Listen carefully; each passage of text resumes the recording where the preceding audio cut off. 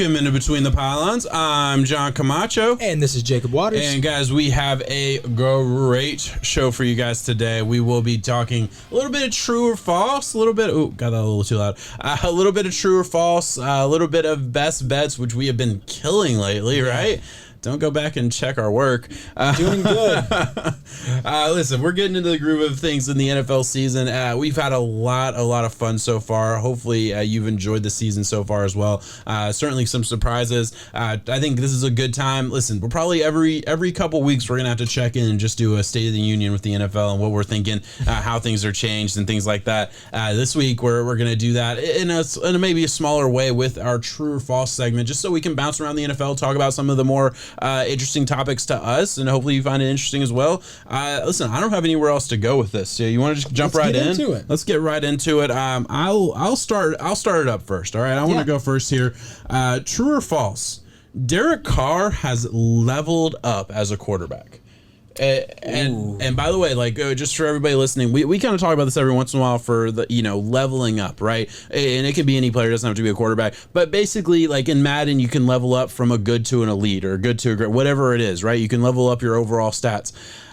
In real life, we're talking, okay, we've considered Derek Carr an average quarterback for a long time, average to good, kind of in that range. If you have a top 15 list, maybe he's on the back end of that top 15. Maybe he's certainly probably in your top 20. That's the kind of guy he's been for 3 years now. Has he leveled up into, this is a top 10 quarterback, or this is a borderline top 10 quarterback type of guy? So right now, yes. Right now, he is top 5. Yeah. And right now, he's 1, but 2, you're just 3. talking after 2 weeks. Yes, right now. Overall, I'm going to say yes. The way that I have seen Derek Carr play, the ability reminds me of what he was able to do in 2017. I think that he has a good infrastructure around him overall. And it's weird saying that because this is without Josh Jacobs this past week.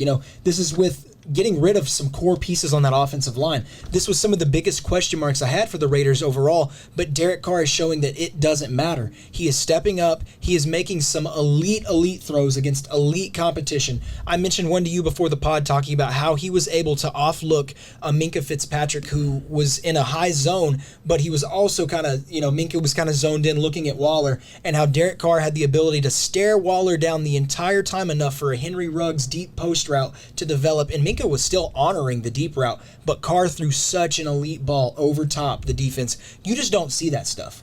You do see it, but you see it from 1, 2, and 3 quarterback-wise in the league, and Derek Carr is getting close to that. He's playing well. Yeah, no, listen, I think he's played awesome. I really do. I think his listen, this is one of the more underrated stats that I don't feel like a lot of people talk about. He's like top 3 in every comeback stat out there as far as like coming back in the fourth quarter, overall record, overall quarterback percentage when you're down in the fourth quarter, right? Like all of those stats, he's top 3 in across the board pretty much. Like he is a very good clutch quarterback. So that's something we got to see in real life week 1, and it looked awesome, it looked great, but there was also enough that you could say, hey, he played great. It was a great game from Derek Carr. That's why you like him. That's why you keep him as your starting quarterback. But like we weren't ready to turn the needle. I know it's only 2 weeks in, but brought in another great performance against the Steelers this week. Where listen, they don't win the game if he doesn't play as well as he did. I certainly believe that. And yeah, he had a 126.2 passer rating against the Steelers defense. I know T.J. Watt got hurt. Yeah, but that's still a great defense. And yeah, I've been impressed not only with the deep ball, but just his ability to process so much faster than I feel like he has in the past. Like he is seeing the field clearly. He's playing top-notch football. And the idea of level up is this going to last? Is this the new Derek Carr? I'm gonna say yes. I am. I'm gonna say yes. Like you said yes. I'm very hopeful. I think the NFL's better with elite quarterback play, and I think Derek Carr has brought it the past 2 weeks. I'd like that to be the new normal. I hope he keeps up to that level. I'll go with mine, and this one, number 1, a coach will be fired before the end of the year, mid-season. We're talking about a mid-season coach firing. Oh, true. Yeah, I feel like it happens every year. True? Okay. Yeah, true. So where are you looking? Let's go. I'm going to pull up the teams just so I have a chance to kind of go through. One of the hot ones off the top of your head would be Jacksonville Jaguars and Urban Meyer. Yeah, he's not getting fired. He might. He's not getting fired. I would bet a lot of money he will not get fired week 1. Matt Nagy, I would say mid-season. I don't know if he gets fired mid. You said true though. You got to find one for me. Well, no, I'm going down the list. I'm certainly find one. Don't get me wrong. Mike Zimmer's one I could see, but he has a history with the team that like feels like they might respect that. But it's a cutthroat year, or it's a cutthroat league. Just in league for sure. I could see Zach Taylor being a fire. If the Bengals went down in flames a little bit offensively. I could see, this would be a bold one, certainly a bold one that I think this is a guy I've had on the chopping blocks for a while. But Cliff Kingsbury of the I know this is a 2-0 Arizona Cardinals team, but if the Cardinals went on a 3 or 4 game losing streak and it kind of showed the inability of play calling, I'm just saying that certainly feels like a possibility. And again, you said will one happen? I do think one will happen. I'm trying to find just if I had to put my money where it's at, I would honestly say my Minnesota Vikings. I think it could be just another year where those close games against really good teams. We just saw it against the Cardinals. It's unfortunate for Mike Zimmer. The kicking game let him down. Once again, it happens a lot. I'm a Vikings fan. It's broken my heart more years than I can count. But then let's say we go into Lambeau or the Packers come play us and we just get demolished. They hang 50 on us and we can't do anything. It could be such a big statement loss that it just leaves such a bad taste in your mouth where it's like, we're good. I could see it. Could Joe Judge and the Giants be fired? I mean, I don't think Joe Judge is going to have that happen. Yeah, I don't either because I think Joe Judge is a good coach, and I don't blame him. I'm going to say I don't think one gets fired mid-season. Really? Okay. So you're right. It feels like it happens every year. So I feel like it's a safe bet to say yes, somebody will get fired. But just going down the list, all the bad teams, their coaching job is pretty safe. Last year we saw the Falcons move on mid-season. We saw the Texans move on mid-season. But so it's probably not going to be a year one fire. If you're a year one coach, you're not going to get fired midseason. That almost never happens. And I like what we're seeing out of a lot of the year ones. Yeah, exactly. So you look at the Jets, bad team. Yeah, they're not going to fire that coaching staff. And then okay, let's look at it. I think the Vikings feel like you mentioned it was Zimmer. That feels like a very, very possible thing that it would not surprise me. I'm trying to go down the list, man. Yeah, you might. I mean, look, the Broncos. I know they're another 2-0 team, but at least they've been on the chopping block there with their coach for a while. Who I'm blanking on his name off the top of my head. I can't think today. But yeah, he's been on the chopping block. I'm trying to. Vic Fangio, thank you. So if it turned around there for the Broncos, but they're again 2-0, and it feels like they're starting to click. Man, that's actually a good question. It's a good one because you're right. I don't see one off the top of my head. Solely because it's answered for right now.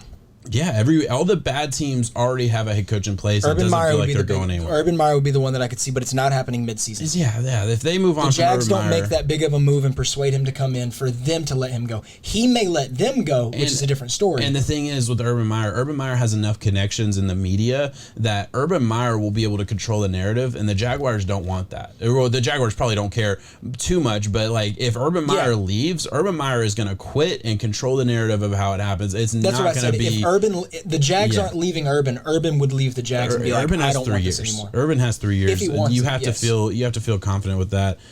I don't see a midseason thing happening, and that's a really good thing that it seems like last year we were talking about 3 or 4 coaches that could go any second, and it's not that way this year. So good question about you. That's not something I was prepared for. I'm still going to go true just because it feels like inevitable that would happen. But hey, I mean, you look at Adam Gase last year. He lasted all year, and granted, we knew he was a lame duck, but I mean, some teams just don't fire coaches midseason, and especially if you're already losing, and it's like, hey, let's keep this losing up. We might be able to get a Zach Wilson in the draft or something. Yeah. Obviously, they were in the contest for Trevor Lawrence, but still, So that's a very, very good question. Let's move on. I don't think I'm going to have one as thought provoking as that was, because that literally made me go through every single team. That was a good one. All right, let me ask you this, because I think you obviously know how I feel about this. Are the Panthers legit? Are they a legit contender this year? With let me just set it up a little bit. This is an underrated defense. The team in general has outscored opponents 33-0 in 2 weeks. I know they played the Jets week 1, so you maybe put an asterisk next to that part, but played a very good Saints team. Their offense has shown growth as far as from week 1 to week 2, which I know isn't a huge sample size, but you've at least seen a little bit of growth, and it feels like they're a team that they're not firing in all cylinders offensively, but they will be soon. And if they get into that mid-season funk where they're just rolling offensively, We know they have the weapons. We're not worried about that part. And then defensively, they've, I think, outperformed what the national media expectation was. I was pretty high on their defense, so they're doing exactly what I certainly expected. But are they legit? Am I crazy for saying, hey, I'm ready to say this is a team that can compete, maybe not for a division spot in that division because you got the Bucs there, but they can compete in the playoffs. Yes, I think this is a wild card playoff team, and I say wild card just because, like you said, the way that it stacks up with divisions, I don't see Tampa being moved. They're a mountain right now, but the Panthers are definitely climbing up it. I mean, they are. They are making the right moves. They are getting closer out of this rebuild before you know it, and it wasn't even it was a retool, not a rebuild, because they didn't go crazy and just demolish the whole thing. The defense is playing up to a level that is unheard of right now.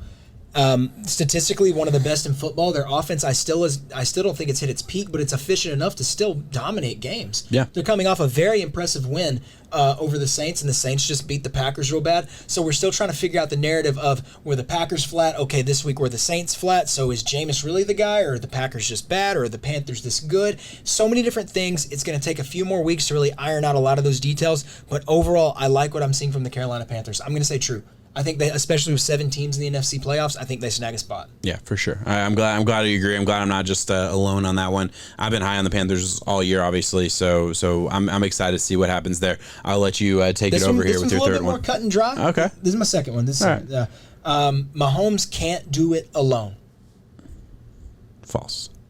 Okay. Mahomes can do it alone. All right. Mahomes is Mahomes and Aaron Rodgers and Kyler. Those are the guys that I think can do it alone right now. I mean, they're doing it. I mean, he wasn't able to do it on Sunday night. Yeah, and I get them. Well, okay, listen. First of all, no quarterback. No quarterback can do it alone. First, let me take a step back. Exactly. Yeah. I'm answering what you meant as far as I don't want people to hear what I'm not saying a little bit as far as yes, obviously Mahomes is great because in part because he's had a Hill, he's had a Kelsey, he's had a pretty good offensive scheme.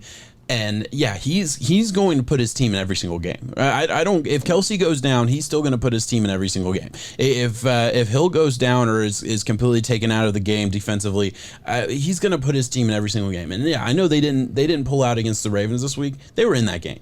The defense was not able to stop that run game from the Ravens. Honestly, I think this game kind of confirms to me that, hey, even when it's not working, Mahomes is going to make it work. I think that combined with, listen, I'll go back to the Super Bowl and we can talk whatever we want about how they underachieved, but we talk about not having any tackles, getting completely under pressure, and they're three catches away. Just those 3 throws. I know we all know them. If you watch the Super Bowl, you know the 3 throws I'm talking about. The ridiculous throws where the wide receiver was this close to catching the ball. Yeah.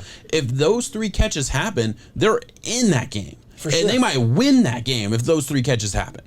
So, yeah, I think his talent is enough to keep them in every single game. Obviously, you need help. You always need help. It was kind of the defense came out flat a little bit. It was a poor performance on that part. And yeah, they did the one thing that, I think there does need to be a little bit of a second option or a backup plan a little bit when, hey, this defense is actually taking away Tyreek Hill. It doesn't happen often, but some teams can do that. They're taking away Tyreek Hill. What's the second option? Okay, Hardman's going to have a little bit of a game, which he kind of did. Okay, Kelsey's going to have a big week, which he kind of did. But also, do we have enough underneath stuff? Do we have enough hey, Mahomes can just sit there for a second and a half and throw off the dump off. Have a little bit of that Tom Brady 2010 Patriots offense in there. Bring that into the fold, right? Make the defenses kind of jump up a little bit and play the underneath stuff because we know they're bombs away. We know Mahomes can kill you deep on any given play, but I would like to see a little bit more underneath stuff schematically.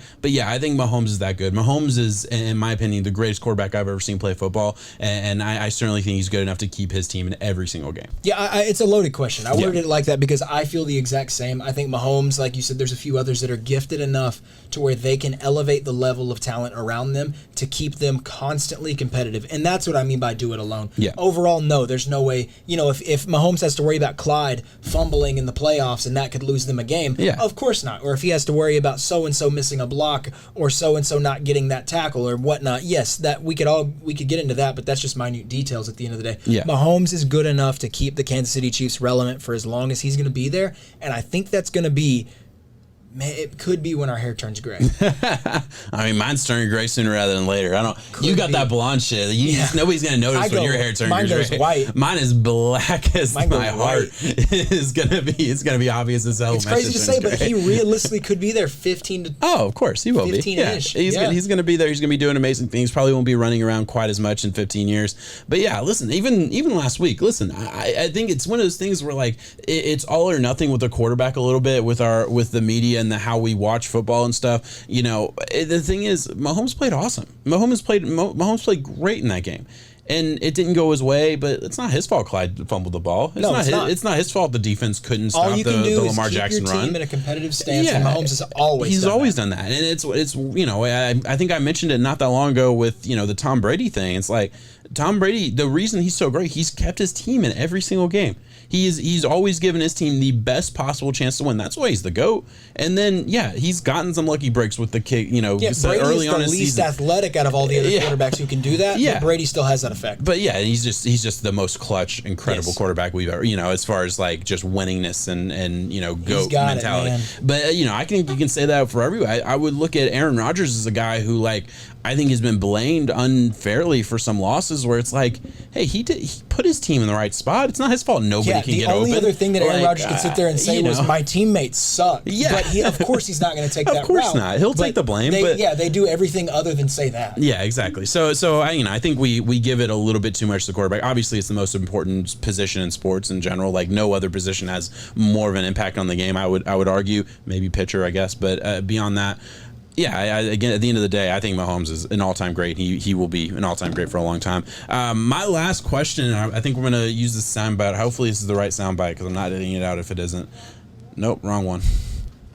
I feel like you were seeing ghosts out there at the turn. No, most definitely not. All right, so that was Zach Wilson. I'm going to play that one more time just in case you could hear that. It's a reporter asking Zach Wilson a question here. I feel like you were seeing ghosts out there at the turn. No, most definitely not.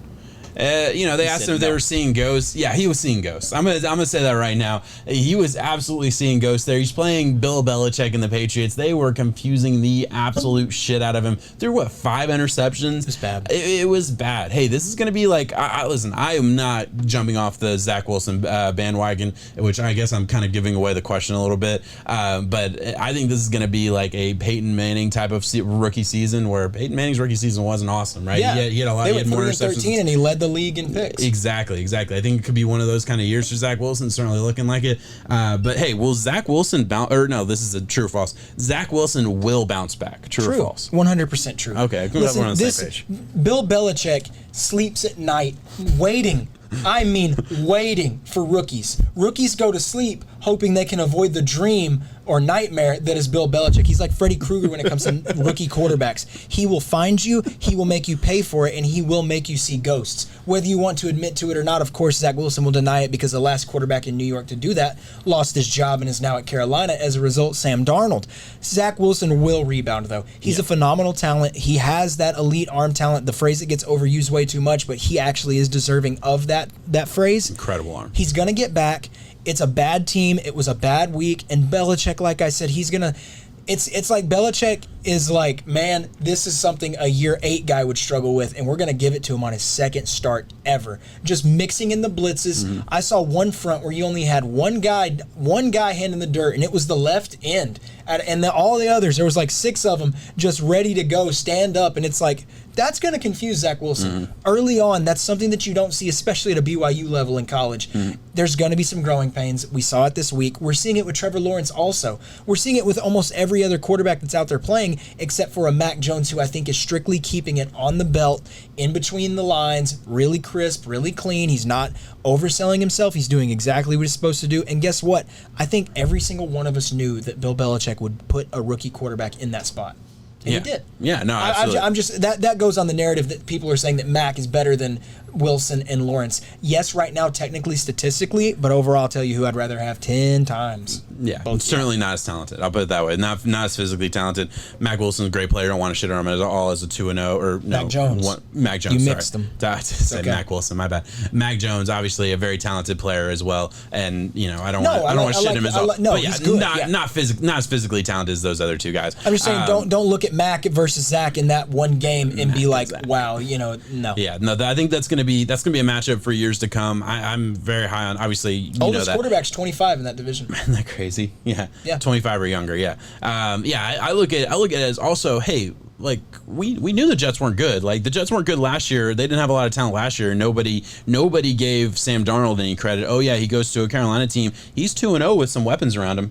I mean, now like Zach Wilson goes in there, and you're just automatically shocked that he's not immediately winning. Takes time. Trevor Lawrence goes into Jacksonville. He's never had the lack of talent. Like he was on Clemson. He had stars all over the field. He had NFL talent everywhere. He lost in college. A regular season game in his life. Yeah, high school, college. That's amazing. First regular season loss ever. And yeah, he has obviously, I guess, two of them now. Technically the most talent because it's an NFL roster versus a college or high school roster.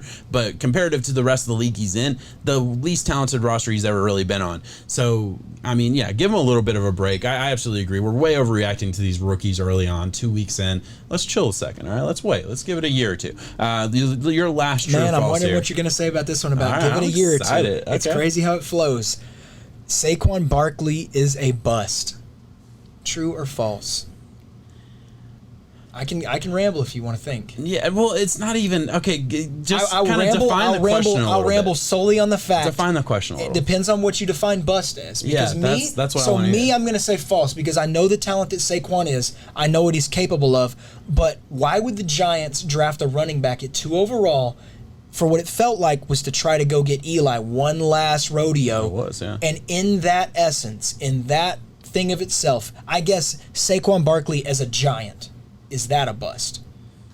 What worth does he have to this team right now? Yeah, none. I mean, the Giants aren't going to win Super Bowl this year. And he struggled to do what he did. He listen, Barkley has always been this type of runner. Barkley has always been the 1 yard, 2 yard, 0 yard, 2 yard, 3 yard, 45 yards, 3 yards, he had a 53-yard rush and then finished with 49 rushing yards? Yeah. Was that this week? Yeah. No, I thought he had like a 43-yard rush. Is that okay? He had a 50-something and then finished with whatever his max run was. He finished with less yards than his run. Okay, see, it's bad. Fair enough. Yeah, I didn't realize that. I know when he had it, he had less yards. He had already had negative yards when he hit that rush.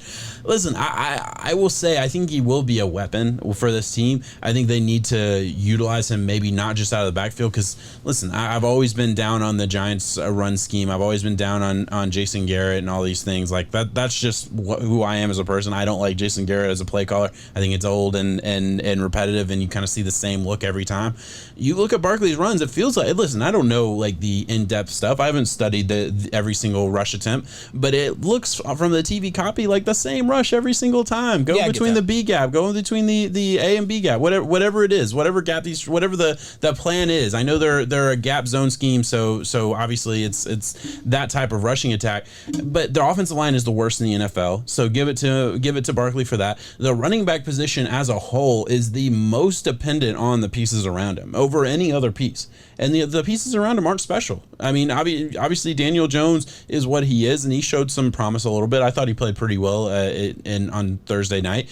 But yeah, it's not going to be for the Giants. Yes, he's a bust. I would love to see him traded to a team that will actually utilize him as the superstar he can be, and maybe have a chance to actually be dominant and go to the playoffs and all these other things. I don't think that's happening for the Giants anytime soon. At least I certainly don't.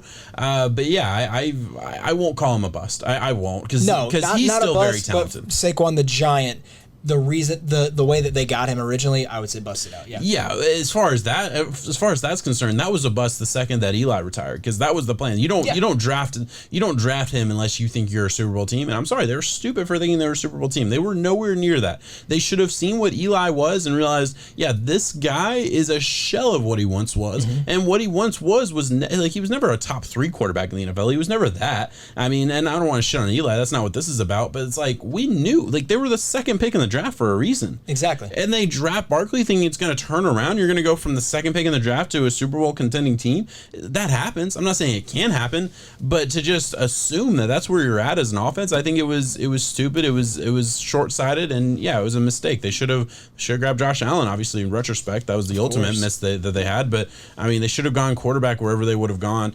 It's interesting how that played out, and obviously Barkley probably wishes he would have gone somewhere else as well. Still getting those commercials, though. Getting those Gillette commercials and stuff. Yeah, it's amazing. Like, he hasn't really done anything in the NFL. He's getting all those commercials. Obviously, rookie year, he had a good year. All right, we'll move on. That was your last one, right? Yeah. I don't have another one. Okay, good. Let's move on to our best bets. And I alluded to it at the beginning of the show. Listen, it was a rough week last week. We both had to kind of take a step back. And, okay, we got to retool how we do this. We got to rethink this a little bit because it was worse than average. And usually we can at least hit average. Average is bad. I mean, last year we did really good, I feel like, with our best bets. And this year it has been we're struggling right absolutely now. Brutal. So let's move on. I'm not even going to show the graphic of what we missed. Last week we were 1-5 between the two of us, right? I had one right. It's a humbling moment, but we can only get better. It only goes up from here, boys and girls. Listen to it. Hey, maybe just do the opposite. Let's see how this goes. Even if we're that bad, just bet the opposite, and we that's will a make positive you money. Move. Yeah, exactly. Somewhere. So the worst thing we can be is average, to be totally honest. Yeah. Just let's see how it swings here with this week. I will give my first best bet, and it is my Dolphins. Miami Dolphins going and play the Raiders. I know I spoke highly of the Raiders this week, and I'm taking the Dolphins at +3. Opened at +1, and now it's at +3. I'm taking 3 points with the Dolphins. The line has moved that much that early on, and all the money is on the Dolphins right now. So I'm pretty excited about that. I'm pretty happy with that. That was like the big thing that made me look at it. Okay. So it's moved again, and now it's at +4 at some places. So I'm an Atching Network kind of trying to keep track of where the line is going. The line is going plus Dolphins heavy. So hey, take the money, take the line. I would take Dolphins, and I would also take the points in this. Yeah, just because if I think these teams are kind of close overall. Yes, the Raiders are playing some really good football right now, but anytime that you give me some points like that, I'll take it. Yeah, no, I absolutely agree, and that's where we're at right now. And listen, I get it. Dolphins had a bad game. Raiders had a good game, but Dolphins-Raiders has been pretty one-sided historically. At least Dolphins have had the Raiders' numbers a little bit, and I do think this could be a coin flip game. I think this will be a get-right game for the Dolphins, and it could be a little bit of a letdown game for the Raiders after playing two really tough opponents, going and playing a Dolphins team that obviously doesn't look like as scary as opponent as the other two they just played. So this could be a get-right game. I'm going Dolphins here at +3. Give me the points there with the team that I think on paper is evenly matched. On paper. If we're going to talk about give me the points, I'm going to go with my first bet. My first best bet is the New York Jets. Give me the points at 10.5 versus the Broncos. Yeah. So I think the Broncos have beat up on some bad teams. I think the Jets are a bad team, but I also think the Jets and Zach Wilson are due for a little bit of a comeback down to earth. Don't turn the ball over as much and keep it within 10.5. I could see a garbage touchdown covering, no problem. I could see them going out there and just taking, there's a world. That line opened at 5.5, and now it's at 10.5.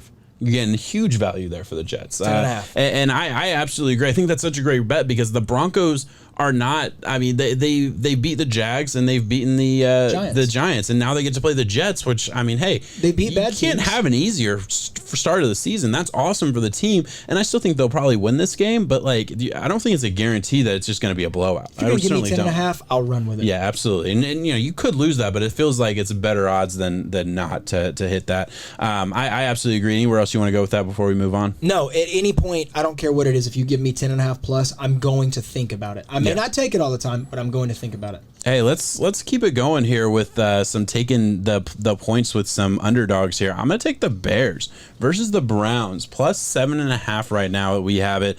Listen, to me, the Browns have not proven they could dominate. Right? Obviously, had a really tough opponent against the Chiefs. Lost that game late. Was winning early on, and then against the Texans, they pulled out ahead late. They let them play, but that was after a Tyrod Taylor injury. Yes. That kind of Tyrod. They were 14-14 at one point. They were going back and forth a little bit. It was looking like something of a game. Feel kind of bad for Tyrod. No I apologize. Yeah, that's a whole nother subject. But yeah, I absolutely agree. It's so unfortunate for Tyrod, who was playing pretty well. And to have it happen in front of all your family and everything. Like, I know the family was in the stands and all that. So that's unfortunate. But, look, getting back to the Browns, they haven't proven they can dominate a team. I don't look at this Bears football team as a team that, like, I don't think they're scrubs. This is not a team I'm super excited about, and I definitely think the Browns are the better football team.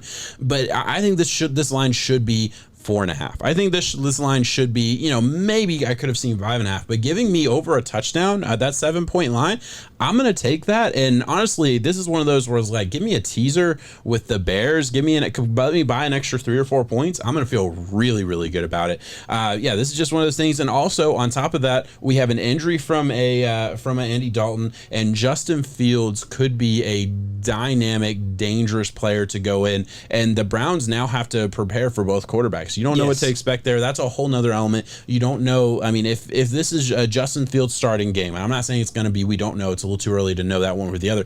But if Justin Fields is starting, you have a whole new offense that Matt Nagy has gotten to experiment with in the offseason that hasn't really been unveiled yet, right? We've seen maybe a couple plays here and there, and obviously he played the last part of that game. But at the end of the day, it could be a totally different thing. The Browns will not be prepared. This could be one of those things where, hey, the Bears could get some lucky play. No, I don't want to say lucky plays. Some scheme-dependent plays that the Browns just haven't seen that keeps them in the game that maybe they're not as on paper good enough to stay in. Well, and Justin Fields' dynamic, that factor could swing some of the points. Exactly. Absolutely. Give me the touchdown. That's a win overall. Yeah, absolutely agree. My second one, this is a little bit of it's not even a cheat. It's a parlay. It's a money line parlay. And the reason I say it's a best bet is just because I don't know where it's going to go. And you're getting almost even money odds. This is minus 102 right now. And I'm sure you can just go ahead and say minus 100, So you're losing just a little bit right there. 50 wins you back 45. Panthers, Cardinals, and Ravens. The Panthers play the Texans on Thursday night. The Texans are missing their quarterback, so I think the Panthers should easily be able to take that. I think it's a 7.5 line, but like I said, we're going money line. Mm-hmm. The Cardinals are playing the Jacksonville Jaguars. That's a 7.5 line, but once again, we're going money line. I see no reason the Cardinals should have hiccups with the Jaguars right here. And then we have the Ravens at a 9.5 point favorite over the Lions. Money line. Lions, Jags are hurt Texans. Mm-hmm. I think that all those teams lose. I think that all the other teams are far better, and that's at minus 100 odds. Yeah. Hey, get essentially even money. Get a win. Yeah, that's certainly doable. After our bets last very week, good. looking at it, it's like I'm going to look at something. I'm not going to overthink it. It might be a little cheesy, but get a win, and a win is a win. Yeah, absolutely. Hey, and that's a really good parlay. I like that a lot. And you're really good with, like, obviously this past weekend was not good for us. Yeah, but the teasers in general, I know going back to last year, you were dangerous with them. You were hitting on those really, really well. So I'm glad you're throwing those in there. And honestly, listen, add another team that you feel good about. Add a Browns team or something like that you feel like can win, and then put a teaser on it to maybe get better odds. Yeah, I think there's certainly something there that if you took the points, right? And I don't know. You can play around with it. Yeah, you can play around with it a little bit. I'll move over here. You mentioned the Texans. I agree. Texans are not going to put up a lot of points with Davis Mills as the starter.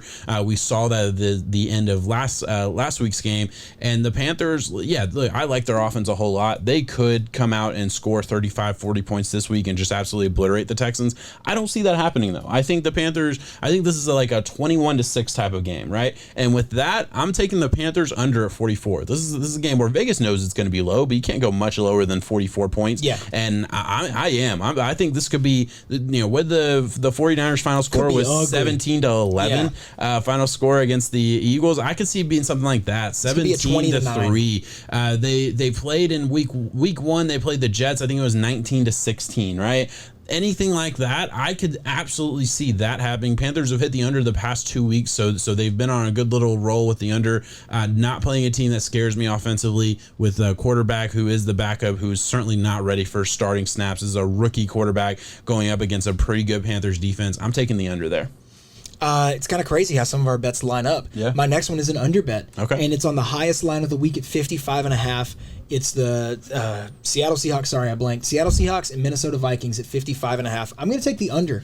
You would think with all of these weapons, with some of the lack of defensive talent, that the over is just going to take care of business, right? Well, clearly that's why Vegas did that. But the Saints and Vikings have played each other a lot in years past, and they always simplify the offense. They always go really, really into the ground game, butting heads. It's slow. It's kind of an early on position battle. And at 55.5, if I can take a quarter and a half of a position battle, that's going to cover right there. I have no other reason to believe otherwise. So So, and also just, again, I'm on Action Sports kind of looking at it. 99% of the money right now, and granted it's early on with a lot of the money bets haven't been put in, 99% is on the under for the Vikings. Or excuse me, for that game. That's on the under. Give me the under. Yeah, that's incredible. That's cool that it lines up. Yeah, and it started out at 48 and it's gone up to 55.5. So and that also tells pretty you. sure that's the highest line of the week. Yeah. Yeah, it absolutely is. Or it's tied with the Bucks and Rams. So yeah, I think that's a really good bet. And hey, the unders hit, man. Unders hit. I think it's 56% of the time. So that's also so much easier to sit there and be good on an under than it is an over. An over, you're sitting there wanting the action to happen, and it just feels like it never does. Yeah, exactly. It hurts.